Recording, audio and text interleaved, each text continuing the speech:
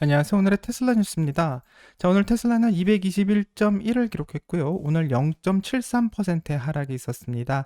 자, 한 주 동안의 변동성을 보게 된다면 현재 6.38%의 상승을 보이고 있고, 한 달 동안의 변동성을 보면 마이너스 12.09%의 하락을 보이고 있으며 2024년 1월 1일부터 현재까지는 마이너스 11.02%의 하락을 보여주고 있습니다.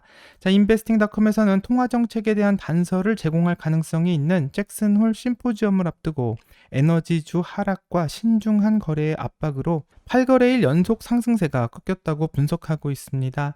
자, 하마스가 가자지구 휴전 협상을 거부하면서 중동의 불확실성이 가중되고 있고 또 이로 인해 에너지 주식은 하락했다고 분석하는데요. 미국 국무부 장관인 토니 블링컨은 이스라엘을 9번째로 방문하면서 가자지구에서 휴전 협정을 수용할 것을 촉구했다고 합니다. 자, 블링컨은 이번 휴전안 제시가 아마도 최선이자 마지막 기회가 될 것이라며 이스라엘과 하마스의 휴전안을 수용할 것을 압박했다고 전해지지만 이런 중재의 노력에도 불구하고 이스라엘과 하마스는 여전히 요지부동이라고 하며 이스라엘은 가자지구를 겨냥해 18일에도 폭격을 이어갔고 하마스 또한 7월 2일에 합의된 협정을 거부하고 있어 난항이 예상되고 있습니다. 자, 바이든 행정부에서는 휴전안의 수용 가능성이 낮음에도 불구하고 아직 진행 중이라고 말하며 여전히 휴전 협정이 가능하다라는 입장이지만 상당히 어려운 문제가 될 것으로 보이는데요. 바이든 대통령은 퇴임 직전 마지막으로 해결할 과제로 중동 정세의 안정을 목표로 뒀기 때문에 과연 휴전 협정을 마무리하고 퇴임할 수 있을지 지켜봐야 될 것 같습니다. 자, 하지만 이번 주에 가장 큰 이벤트는 미국 시간 23일 금요일에 예정되어 있는 금리 인하의 신호가 나올 수도 있는 잭슨홀 미팅이고요. 최근 경제 지표에서 인플레이션이 다소 진정세를 보이고 있음에 따라 중앙은행이 9월에 금리를 25bp 인하할 준비가 되어 있다라는 확신이 커져가고 있는 가운데 현재 도이치뱅크에서는 25bp의 인하와 50bp의 인하의 예상에 대한 양측의 주장 모두 타당하다라는 입장을 밝히며 파월 의장의 금리 인하 폭을 명시적으로 언급하지는 않을 것으로 예상하지만 50pp의 인하 가능성도 나올 수 있다라는 말을 해 기대를 해봐야 될 것 같습니다. 자, 테슬라 소식으로 넘어가면 트럼프는 7,500달러의 전기차 세금 공제를 폐지하고 머스크를 트럼프 행정부의 고문으로 만들고 싶어 한다는 인터뷰가 나와서 화제가 되고 있습니다. 자, 인터뷰를 확인하면 전 미 대통령이자 공화당 대선 후보인 도널드 트럼프는 만약 당선된다면 전기차 세금 공제인 7,500달러를 폐지하는 것을 적어도 고려는 해볼 것이라고 한 언론 매체에 다시 밝혀서 화제가 되고 있는데요. 또 일론 머스크가 이 트럼프 행정부에서 역할을 맡는 것에 대한 관심도 다시 한번 언급을 하면서 어쩌면 일론이 트럼프 행정부에서 큰 역할을 맡게 될지도 모른다라는 생각까지 하게 됩니다. 자, 2024년 5월 29일 도널드 트럼프와 일론 머스크의 성장하는 동맹 관계라는 월스트리트 저널의 보도를 통해서 트럼프가 머스크에게 자문 역할을 제안할 의향이 있다고 처음 보도해 큰 화제가 되었지만 나중에 일론 머스크가 이를 부인하면서 트럼프 행정부에서 자신의 역할에 대한 논의가 없었다라고 밝혀 아무 일도 아닌 일이 되었습니다.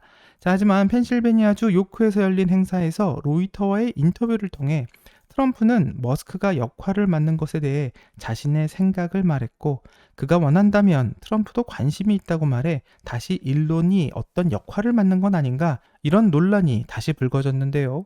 이후 트럼프와 일론 머스크가 X에서 진행된 온라인 대담을 통해서 트럼프는 국민이 힘들게 벌어낸 세금이 좋은 방향으로 쓰이는지 확인하는 정부 효율성 위원회가 있다면 좋을 것 같다라는 의견을 내었고 일론 머스크는 그런 위원회에서 기꺼이 일하며 돕고 싶다고 대답을 해 트럼프는 테슬라의 기업 경영 시 취했던 비용 절감 조치를 칭찬하며 일론 머스크가 그 일을 하면 좋을 것 같다고 농담조로 말하기도 했습니다.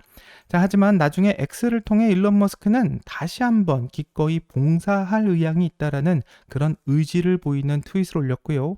정부 효율성 부서의 이름은 Department of Government Efficiency인데 앞에 첫 글자만 따게 되면 도지가 되기 때문에 이게 코인을 위해서 일하겠다라는 건지 트럼프와 일하겠다라는 건지 조금 헷갈리기는 합니다. 자, 만약 일론 머스크가 트럼프 행정부에서 일을 하게 된다면 정말 정치적으로는 한 배를 타는 것이기 때문에 이번 선거가 훨씬 중요하다고 말할 수 있고 만약 트럼프가 당선이 된다면 앞으로 4년 동안 이 트럼프와 일론 머스크가 어떤 시너지를 일으키게 될지는 상당히 기대가 되고 있습니다. 자, 하지만 트럼프는 7,500달러의 전기차 세금 공제를 터무니없다고 표현하기도 하며 만약 당선된다면 이를 폐지하는 것을 고려할 것이라고 말해서 화제가 되고 있는데요.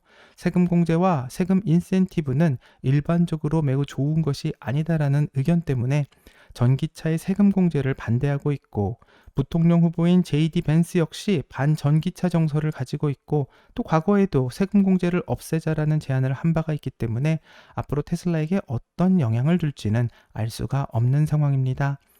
자, 다음 소식은 미국 캘리포니아 주 북부 세크라멘토 지역 인근에서 새벽 3시 16분경 테슬라 세미로 추정되고 있는 전기 트럭이 도로를 벗어나 충돌하는 사고가 발생했다고 합니다.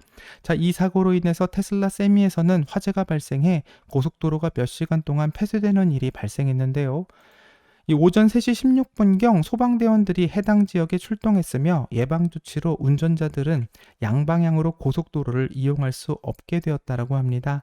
자, 혹시나 모를 테슬라 세미트럭의 화재로 인한 유독가스 흡입 위험 때문에 예방 조치로 고속도로를 폐쇄했다고 전해지고 있고요. 차량 화재 영상을 보면 화재 당시 테슬라 세미는 화물 트레일러 없이 운행 중이었던 것으로 보이고, 이 캘리포니아 고속도로 순찰대에 따르면 테슬라 세미 운전자는 사고 현장에서 무사히 걸어서 빠져나올 수 있었다라고 합니다. 자, 운전자가 운전 중 졸았는지의 여부를 확인하기 위한 경찰의 조사가 현재 진행 중이라고 하는데요. 이 사건이 국내로 오면 상당히 놀랍게 변하게 되는데, 언론에서는 이 전기차가 또 불탔다라고 전하며 테슬라 대형 전기 트럭 세미가 미국 캘리포니아에서 화재가 났다라는 제목으로 설명하고 있습니다. 자, 테슬라 세미 차량이 도로를 달리던 중 화재를 일으켰다라고 기사로 전하고 있는데요. 여기서 충돌이 일어나서 화재 사고로 변했다라는 이야기는 없고, 그냥 달리던 테슬라의 트럭이 화재를 일으켰다라고 설명하고 있습니다. 자, 이런 자세하지 않은 설명은 다른 언론의 기사를 봐도 마찬가지인데요. 이번 화재는 차량 내 배터리가 발화가 시작된 것으로 보인다라고 말은 하고 있지만, 여기에도 충돌 이후 화재가 발생했다라는 이야기가 없기 때문에 어떻게 화재가 발생했는지에 대해서 상당히 헷갈리게 만들고 있고요. 자, 테슬라 세미트럭이 왜 사고가 났는지 생각해 보게 된다면 사건의 시간이 새벽 3시였다라는 점을 좀 상기할 필요가 있는데요. 이로 인해서 운전자의 졸음 운전 여부를 조사 중이며, 잘 가던 차가 도로를 이탈해 사고가 났기 때문에 경찰의 조사 발표를 기다려봐야 될 것 같습니다. 자, 하지만 이번 사고는 테슬라가 자랑하는 AI가 있었다면 방지할 수도 있는 사고가 아니었을까 싶어 아쉬움을 더하는데, 이 현재 알려진 바로는 테슬라의 세미트럭에는 오토파일럿 기능이 없다고 알려져 있고, 만약 오토파일럿 기능이 있었다면 세미트럭이 차선을 이탈해도 오토파일럿이 개입하면서 충돌을 방지하고 이 차량을 정지시켰을 것 같은데, 아쉽게도 오토파일럿의 부재에 따라 세미트럭의 첫 사고와 또 화재까지 이어져서 아쉬움을 더하는 것 같습니다. 자, 운송회사 펜스케의 추정에 따르게 된다면 미국에서는 매년 약 7,000건의 트럭 화재가 발생하는 것으로 나타나고 있고요. 이는 하루에 약 19건의 세미트럭에서 화재가 발생한다라는 뜻이기 때문에 앞으로 오토파일럿이 빨리 적용되어서 많은 사고와 화재를 예방할 수 있기를 바랍니다. 자, 마지막으로 EU 집행위원회는 발표한 성명을 통해서 중국에서 수입되고 있는 테슬라 차량에 대한 개별 관세를 9%로 책정할 계획이라고 밝혀 화제가 되고 있습니다. 자, 연합 인포맥스에서는 가장 정확하게 기사를 작성했는데요. 중국산 테슬라에 관세가 19% 부과될 전망이라는 소식을 전하고 있습니다. 자, 아니 앞에서는 9%라고 했는데 왜 또 여기서는 19%인가 이해가 안 간다 이렇게 말할 수도 있을 것 같은데, 원래 EU에서는 테슬라에게 개별 관세를 20.8%로 매기기로 예고하고 있었고, 이 수입차에게 기본으로 붙는 관세 10%를 더하게 된다면 총 30%가 넘는 관세를 물게 되는 것인데, 정확하게는 30.8%의 관세가 예고되고 있었습니다. 하지만 EU 집행위원회는 발표한 성명을 통해서 테슬라의 개별 관세를 9%로 다시 책정하게 되었고, 이렇게 되면 기본 관세 10%에서 개별 관세인 9%를 더하게 되고 총 19%의 관세를 유럽에 수출하는 테슬라의 중국산 전기차에 물게 됩니다. 자, 이게 많다고 생각할 수도 있지만 원래 30%가 넘는 것을 예상하고 있었던 것이 19%로 내려온 것이기 때문에 그렇다면 가격 경쟁력이 10%나 생겼고 가격 인하를 할 수 있는 운신의 폭이 더 커졌다라고 평가하며 이것은 호재라고 생각할 수 있습니다. 자, 그럼 왜 테슬라만 9%의 개별 관세를 받은 것인가? 이게 또 궁금해지는데요. 테슬라가 중국산 전기차 수입에 대한 위원회의 반보조금 조사에 적극적으로 협조했기 때문이라며 그 이유를 밝히고 있고, 이로 인해서 테슬라는 다른 중국 기업의 전기차보다 낮은 세율을 적용받게 되었습니다. 자, 그럼 다른 회사는 어떤가 싶은데요. BYD의 개별 세율은 17.4%로 책정되었고, 지리의 개별 세율은 19.9%, 그리고 상하이 자동차의 개별 세율은 37.6%로 책정되었기 때문에 여기에 기본 세율까지 더하게 된다면 BYD는 27.4%, 지리는 29.9%, 상하이 자동차는 무려 47.6%의 관세를 물게 됩니다. 자, 이렇게 다른 기업들과 한번 비교해 본다면 테슬라의 관세 19%가 얼마나 호재인지 알 수 있게 되는데요.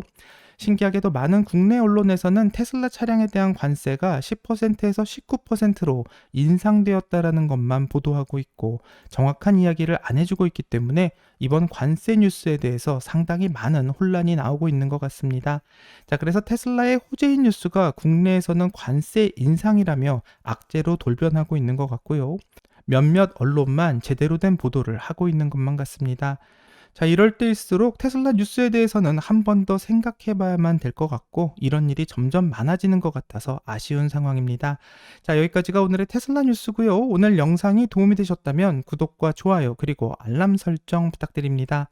오늘 좋은 하루 되시고요. 오늘의 테슬라 뉴스는 내일 또 새로운 소식으로 다시 찾아오겠습니다. 감사합니다.